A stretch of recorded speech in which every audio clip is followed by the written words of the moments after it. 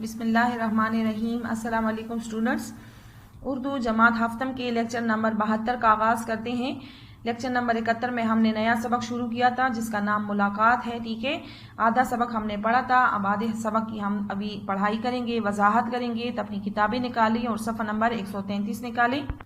جیسا کہ صفحہ نمبر 131 پر آپ دیکھ سکتے ہیں، ہم نے سبق ملاقات کی پڑھائی شروع کی تھی، ٹھیک ہے۔ سبق ملاقات میں ہم نے گاؤں اور شہری اور گاؤں کی زندگی، دیہی زندگی کے بارے میں ہم پڑھ رہے تھے، ٹھیک ہے۔ یہ ایک مکالمے کی صورت میں ہے، گاؤں اور شہر جو ہے وہ آپس میں بات چیت کرتے ہیں، ٹھیک ہے، اور اپنی خوبیاں اور خامیاں ہمیں بیان کرتے ہیں۔ تو سبق کا آغاز ہم نے اس طرح کیا تھا، تھوڑا سا میں آپ کو خلاصہ بتا دوں کہ گاؤں جو ہے وہ اپنی زندگی بہتر بنانے کے لیے شہر سے ملنے کے لیے جاتا ہے، اور راستے میں ہی اس کی ملاقات شہر سے ہو جاتی ہے اور شہر کے ساتھ اس کی بات چیت ہوتی ہے۔ شہر جو ہے وہ بھی گاؤں سے ملنے کا بہت شوقین ہوتا ہے، اسے شوق ہوتا ہے کہ وہ گاؤں سے ملے اور گاؤں کی پرسکون اور جو خوبصورت زندگی ہے، سادہ زندگی ہے، اس کا راز معلوم کر سکے۔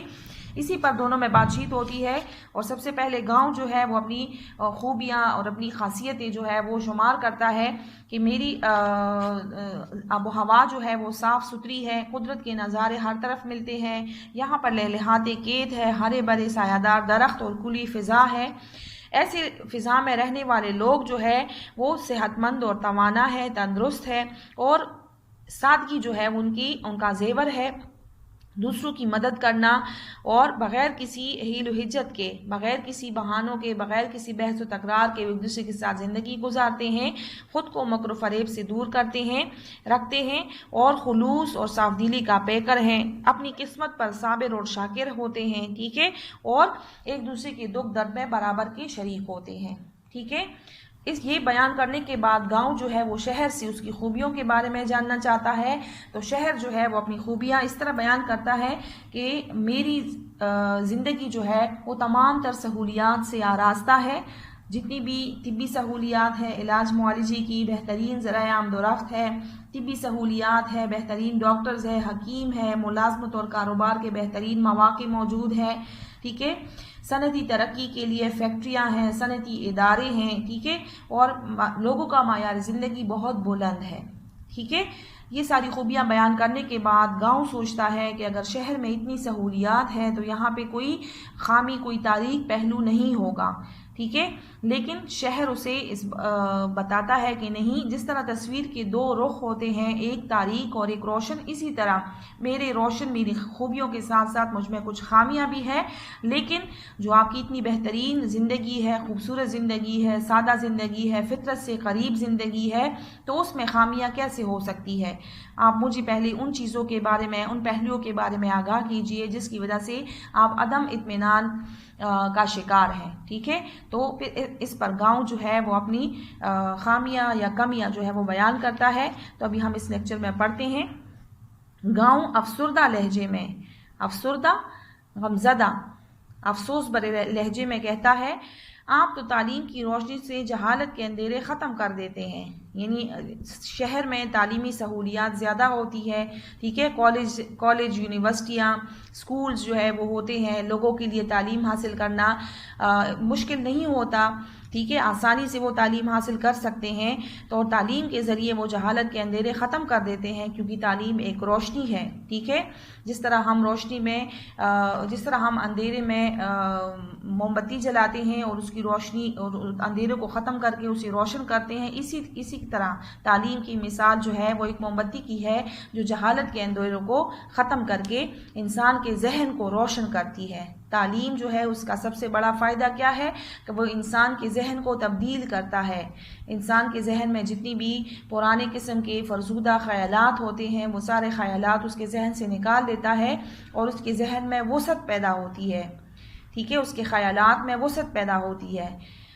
ٹھیک ہے، اس کی ذہنی نشوونما ہوتی ہے تعلیم کی وجہ سے، ٹھیک ہے۔ تو تعلیم کی روشنی سے جہالت کے اندھیرے ختم کر دیتے ہیں، لیکن گاؤں کہتا ہے کہ میری بدقسمتی بد نصیبی ہے، یہاں پہ بدقسمتی ہمارے پاس سابقہ ہے کہ میں اعلیٰ اور جدید تعلیم کی برکتوں سے محروم ہوں، کہ یہاں پر گاؤں میں اگر آپ لوگ دیکھتے ہیں دیہات میں زیادہ تر جو تعلیم کی سہولتیں جو ہے وہ اس کا فقدان ہوتا ہے، کمی ہوتی ہے، اعلیٰ اور جدید تعلیم سے لوگ محروم رہتے ہیں، جس کی وجہ سے میں فضول اور لایانی بے فائدہ رسم و رواج کی زنجیروں میں جکڑا ہوا ہوں۔ یعنی گاؤں کے لوگ جو ہے وہ رسم و رواج کے پابند ہوتے ہیں۔ کیوں؟ کیونکہ وہ تعلیم کی سہولیات سے دور ہوتے ہیں، محروم ہوتے ہیں، ٹھیک ہے؟ تو وہ اب زیادہ تر اپنی خاندانی رسم و رواج جو ہوتے ہیں اس میں جکڑے ہوتے ہیں، اس کے پابند ہوتے ہیں۔ اسی قدامت پسندی پرانے خیالات کی وجہ سے میں اکثر تنگ نظری کا شکار رہتا ہوں۔ یعنی یہاں کے لوگ جو ہے وہ تنگ نظر ہوتے ہیں، فرسودہ خیالات ان کے ذہن میں بسے ہوتے ہیں، اور تعلیم کی کمی کی وجہ سے وہ اس سے نہیں نکل پاتے اور تنگ نظری کا شکار ہوتے ہیں۔ کم ظرفی، تنگ نظری کہتے ہیں کم ظرفی کو۔ آپ کے برعکس گاؤں کہتا ہے شہر کے برعکس مجھے ضروریات زندگی کے حصول میں بہت دقت اٹھانی پڑتی ہے۔ دقت، مشکل، ضروریات زندگی کی ضروریات پورے کرنے کے لیے یہاں کے لوگوں کو مشکلات کا سامنا کرنا پڑتا ہے۔ شہر میں سہولیات زیادہ ہوتی ہے، ضروریات زندگی آسانی سے پوری ہو سکتی ہے۔ اس کے برعکس گاؤں میں ضروریات زندگی پوری کرنے کے لیے زیادہ مشکلات کا سامنا کرنا پڑتا ہے۔ علاج معالجے کی کوئی بہتر سہولت ہے، نہ آمد و رفت کے بہتر ذرائع۔ شہر کے مقابلے میں گاؤں میں چھوٹی ڈسپنسریاں ہوتی ہیں یا چھوٹے ہسپتال ہوتے ہیں جس میں ڈاکٹرز نہ ہونے کے برابر ہوتے ہیں، ٹھیک ہے؟ تو علاج معالجے میں بھی لوگوں کو دقت کا سامنا کرنا پڑتا ہے۔ اسی طرح آمد و رفت میں بھی آپ لوگ دیکھتے ہیں کہ آنا جانا، آمد و رفت، آنا جانا،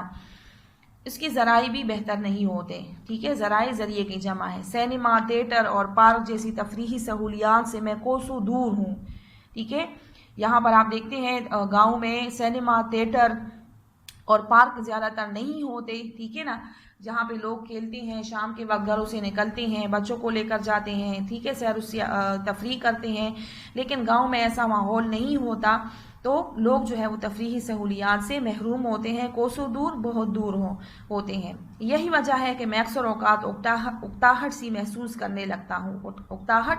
بیزاری، جب کسی چیز سے ہمارا دل بھر جاتا ہے، ٹھیک ہے، سارا وقت جو ہے ایک ہی طرح کے روٹین ہوتا ہے، تو اس وجہ سے میں بیزاری کا، اکتاہٹ کا شکار ہو جاتا ہوں اور عدم تحفظ میں گرفتار رہتا ہوں۔ عدم کہتے ہیں کمی، عدم کا مطلب ہے کمی، عدم تحفظ یعنی تحفظ کی کمی کا شکار رہتا ہوں۔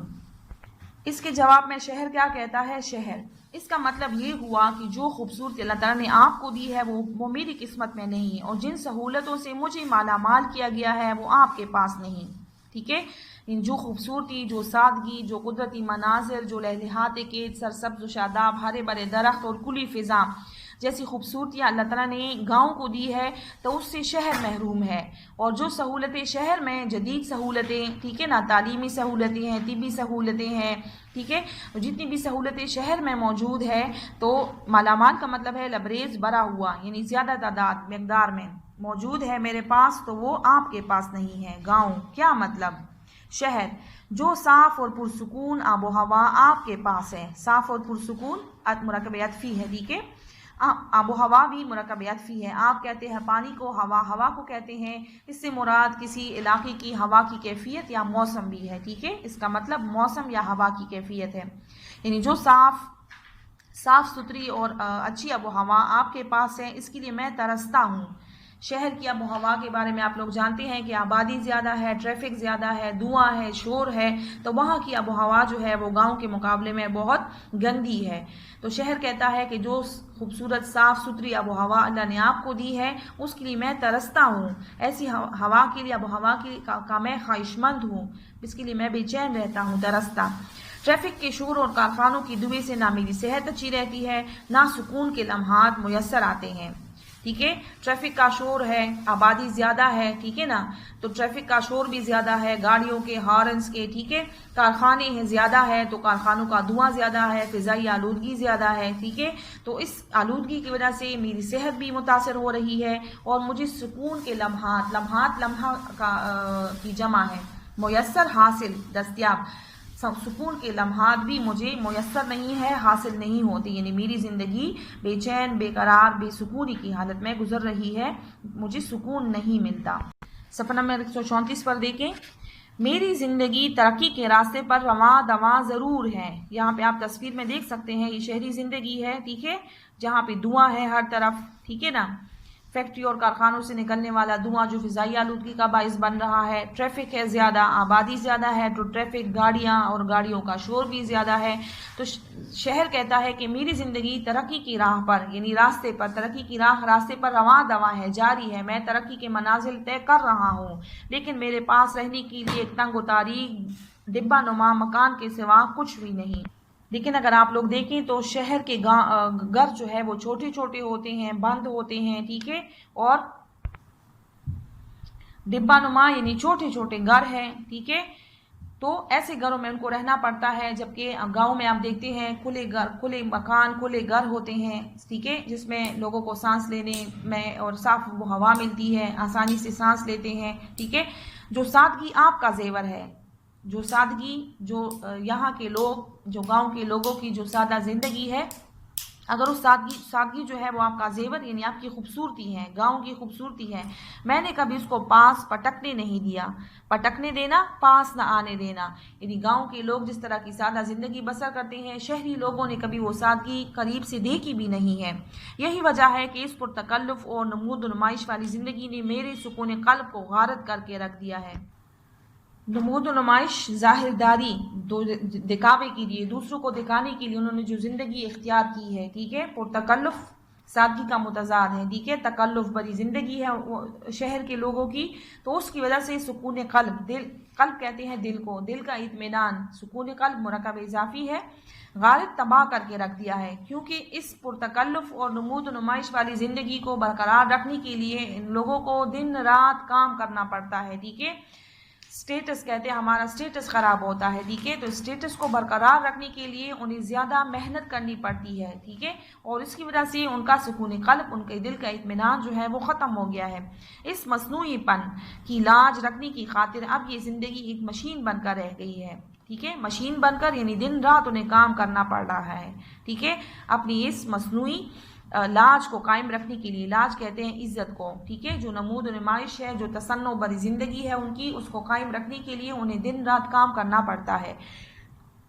جس میں آپ جیسے حیات افروز جذبات و احساسات نہیں ملتے،